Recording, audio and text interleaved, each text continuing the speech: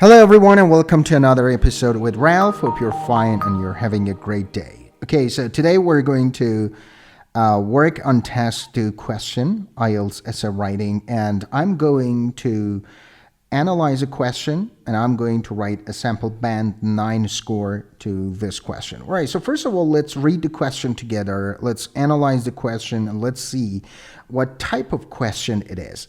Who has the greater influence on the world, politicians or scientists? All right, this may sound a little bit, or it may seem a little bit tricky or a challenging question to you, because it is only one sentence, without giving any facts or things like this. All right, and finding the type of question this question is a little bit difficult for IELTS students, because they might think that, right, this is an opinion essay, but actually this is discussion opinion essay. Why? Although this looks like an opinion question, it is not really possible to answer it without discussing the importance of both politicians and scientists, all right? There are 4 positions that we can take, all right? But we should actually choose one of them. So first of all, I'm going to talk about the positions that we can have in writing this essay, and I will say which position I'm going to take, all right? So the first position is to say that both are important, but scientists have the greater influence. Another position is that both are important, but politicians have the greater influence. The third position is what actually I'm going to take here in this essay. Both are important, but in different ways. For example, short-term versus long-term, or the quality of life versus the standard of living. And there is also another position. Both are equally important, but this is not a good response. Why? Because neutral position might weaken the grade for the task response, because the question directly asks who has the greater influence. So since the question directly asks this question, that who has the greater influence, so you should mention who has the greater influence. But what I'm going to write here is that politicians in the short run or in the short term, they have the greater influence. But when it comes to long-term effects or influences, scientists have more influence, all right? Now, let's talk about the ways in which politicians influence the world. There are a couple of ways. For example, they are responsible for the safety and security of all citizens. They can use personal power to influence people. They can change the laws. They have economic power. They decide how a nation's money is spent, including whether scientists get funding. All right, so these are the ways that politicians influence the world. Now, let's take into account what ways scientists influence the world, right? So, they find cures for diseases so the people can live longer and enjoy better quality of life. They can also invent things which make our lives easier. They can also save our civilization by finding a solution to climate change. So these are the ways that scientists can influence the world. Now, it's time to start writing our introduction. And as you remember, the first sentence in introduction part is general statement. But remember something, that general statement is an optional sentence. You can omit writing this part, all right? But what most of the times I suggest that my students do is write this general statement part, because it gives a background knowledge or background statement to your introduction. So I do not say that this part is necessary. It's optional, but I suggest that you include this part in your introduction. So, all right. General statement, you know that it refers to the topic, right? I can start writing something like this. There is little dispute. that leading political and scientific figures have an enormous amount of power over the general population. All right? This is my general statement. And I want to continue writing my general statement because I'm going to, after writing the general statement, I'm going to write my thesis statement. Why? Because the second part, which is paraphrasing the question, since our question is not that much long, all right? It's pretty short, so I'm going to include my paraphrasing the statement, paraphrasing the question in my thesis statement. Now, I'm going to continue writing my general statement. Actually, my general statement here in this essay consists of 2 sentences. Especially over the last few centuries, individuals involved in the worlds of politics and science have come to dominate major aspects of our lives. Now it's time to write the thesis statement. It is not usually a good idea to give a completely neutral opinion. All right, so I should say that both scientists and politicians play an important role, but in different ways. All right, so it is important that the thesis statement and main body and conclusion, right, are in accordance with the thesis statement. They are the same. So what I write in my thesis statement should be reflected on body paragraphs and also conclusion part. Now, what I'm going to write, as I said before, I'm going to actually divide it into 2 main ways: short run or short term and also long term effect. It can be argued that whilst those in government affect us significantly in the short run, researchers and experimenters have the greater long-term effect. This is a very nice thesis statement. Now, let's start writing our first body paragraph, paragraph 2. So I'm going to write about government. I'm going to write about the effects of government and short-term actually effects. And you remember that the first sentence is topic sentence, right? So in the topic sentence, I should say that government ministers and those in power have a remarkable degree of authority or influence, right? And then I support my claim. Now, I start something like this. Instead of saying or instead of using politicians, I choose other words that can describe politicians, right? So, in democratic or autocratic political systems alike, government ministers and those close to presidents and prime ministers wield a remarkable degree of authority. There are a couple of things here that can be considered. The first one is the word alike. We can use alike to indicate that 2 things are the same in some way. All right. Actually, this alike word replaces both and can connect 2 pieces of language. All right. And another thing which is important is the word wield. It's a nice word I've included here. Wield a remarkable degree of authority.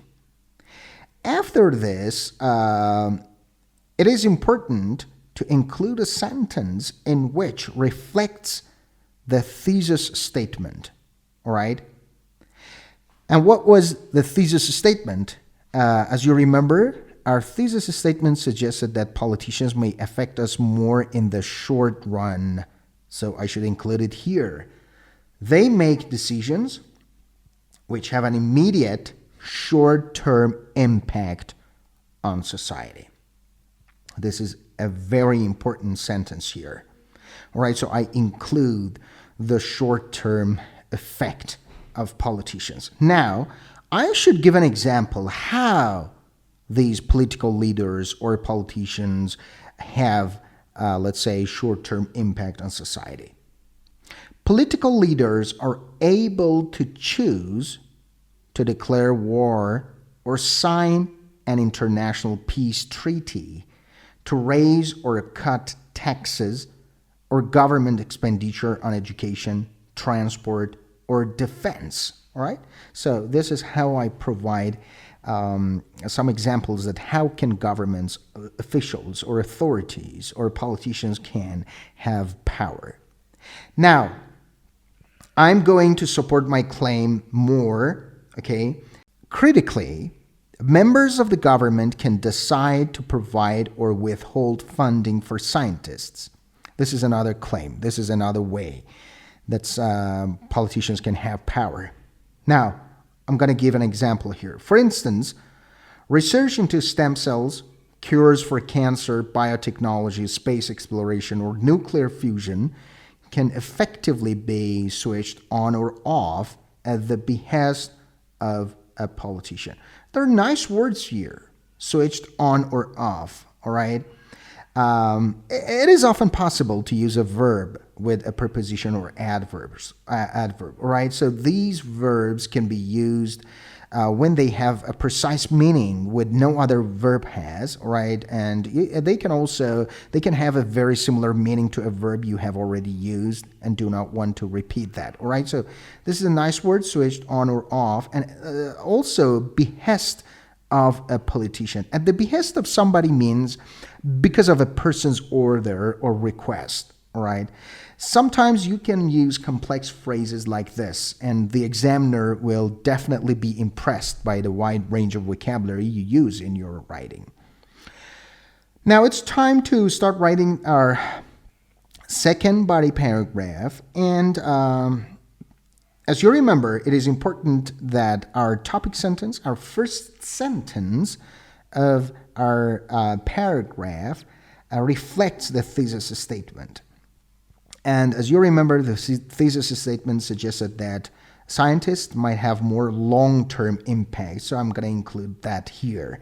However, in the long run, this is very important because in the thesis statement we referred and we stated that scientists have long-term influence in the world and on people, so I should include it here. I should definitely include it here, all right? However, in the long run, the type of power exerted by scientists is even more significant. Now, how? I'm going to support this, all right? I'm going to give some examples that how can scientists have power? How can scientists exert power? They can radically change the quality of life of every human on the planet, as well as that of future generations. That is pretty important here, that of future generations. Or when we connect two pieces of language in the same sentence, our writing is more cohesive. So using words like this, that, these, those can make your writing better connected, right? And they can find cures to terrible medical conditions such as malaria. In addition, I'm going to actually add another point here. In addition, they are able to carry out research which might solve the looming ecological crisis by providing energy sources which are not carbon-based. There are a couple of things here that can be considered and are pretty important. The first thing is they are able to, because in the previous two sentences, I used the phrase they can 2 times. Now here, instead of repeating they can, I write they are able to, all right? They are able to carry out research. Carry out means to complete something which you have planned to do or have been told to do. So remember that examiners will give you credit for collocating carry out with nouns like, for example, investigation, experiments, some research, orders, things like this, all right? And another good word I've used here is the looming ecological. Looming is used to describe something dangerous or worrying which will happen soon. So it can collocate very well with some words like ecological, environmental crisis, right? Now, Those doing research in chemistry, physics, or biology, I'm giving examples here, may make essential discoveries in the worlds of pharmaceuticals, quantum mechanics, and microorganisms, respectively. This respectively is pretty important here. Why? Why have I used respectively here? Because at the beginning of this sentence, I have included 3 areas: chemistry, physics, and biology. And I mentioned 3 discoveries in each of these fields, in each of these areas: pharmaceuticals, quantum mechanics, and microorganisms. Now, when I use respectively, it often it can be used to connect items in one list to items in another list in the same sentence. So, chemistry, pharmaceuticals; physics, quantum mechanics; biology, microorganisms. And I use respectively at the end. And this word, respectively, usually goes at the end of the sentence. Their findings might save our civilization. And this is our last sentence. That's it. That's for paragraph 3, or second body paragraph. Now it's time to start writing our conclusion. So conclusion, as you remember, is paraphrasing thesis statement. All right. So we restate the thesis statement. And in a discussion essay or a discussion opinion essay, it is possible to restate the 2 sides of the issue in conclusion. But it's not a good way to end the essay. So when you restate your thesis statement, there is a danger that you will repeat language from the thesis statement. So the best way to tackle this problem is to reread your thesis statement before writing the conclusion, to make sure that you support your own thesis, which is pretty important, and you manage not to repeat words from your thesis statement, all right? So everything you write in your conclusion, in the first sentence of your conclusion, should support your thesis statement, all right? Now let's start writing our conclusion part. To summarize, the issue of whether politicians or scientists have the greatest influence is tremendously difficult to answer. The quality of our lives can be enhanced or severely diminished by the actions of both of these groups. However, although political leaders might control our lives today, scientific experts probably exert greater influence on our lives tomorrow. And this is the last part of writing our introduction. And as you can see, it clearly supports the thesis statement, and it also, restates short-term and long-term, all right? Let's read the last question again. However, although political leaders might control our lives today, so this today means short-term, scientific experts probably exert greater influence on our lives tomorrow, and this is long-term. That is how I paraphrase my thesis statement here in writing my conclusion part. All right, that wraps it up for today, and I hope you've enjoyed this part and has been really helpful to you guys. Until next time, enjoy your time, stay tuned, and bye-bye.